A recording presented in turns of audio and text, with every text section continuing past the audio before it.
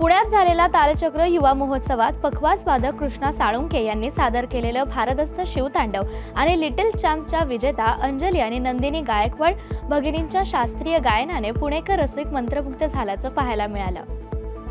पुण्यात पहिली biscuit rapid बुद्धिबळ स्पर्धा यशस्वीरित्या संपन्न झाली आहे। बाकलीवाल ट्युटोरियल्स आणि किंग्स इंडियन चेस क्लब आयोजित ही स्पर्धा बीएमसीसी कॉलेजमध्ये उत्साहात पार पडली। महाराष्ट्रभरातील एकूण 310 तरुण खेळाडूंनी यात सहभाग घेतला होता। जनसेवा फाउंडेशन पुणे, पिंपरी चिंचवड महानगरपालिका तसंच जिल्ह्यातील 100हून अधिक ज्येष्ठ नागरिक संघटनांच्या संयुक्त विद्यमाने जागतिक ज्येष्ठ नागरिक दिन आणि आनंद मेळावा काल गणेश कला क्रीडा मंच येथे मोठ्या उत्साहात पार पडला। कार्तिकी एकादशी निमित्त पंढरीत भाविकांची गर्दी वाढली आहे। काल 2 लाखांवर अधिक भाविक पंढरीत दाखल झाल्याचा अंदाज होता।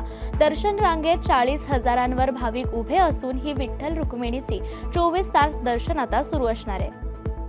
आशिया खंडातील सर्वात मोठी कृषी उत्पन्न बाजार समिती म्हणून ओळखला जाणाऱ्या लासलगाव बाजार समितीत फ्रान्समधील नागरिकांच्या एका शिष्टमंडळाने अभ्यास भेट दिली आहे। तर या शिष्टमंडळाने कांदा बाजार आवारास भेट देऊन कांदा लिलाव प्रक्रियेचं निरीक्षण देखील केलंय।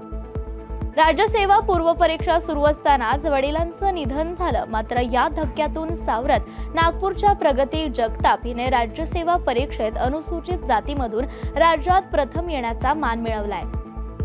फलटण येथील महिला डॉक्टर आत्महत्या प्रकरणाचं गांभीर्य लक्षात घेऊन मुख्यमंत्र्यांनी तातडीने SIT स्थापन करण्याचे निर्देश दिलेत। हा संपूर्ण तपास निष्पक्ष आणि सखोल होण्यासाठी एका महिला IPS अधिकाऱ्याच्या नेतृत्वाखाली विशेष पथक आता काम करणार आहे। जायकवाडी धरण आता पिण्याचं पाणी, सिंचन आणि उद्योगाच्या आधारस्तंभासोबतच अध्यक्ष ऊर्जेचे केंद्र बनणार आहे। 10,000 कोटी रुपये निधीतून धरणाच्या तब्बल 12,000 हेक्टर क्षेत्रावर जगातील सर्वात मोठा फ्लोटिंग सोलार प्रकल्प उभारण्यास केंद्र सरकारने मान्यता दिली आहे।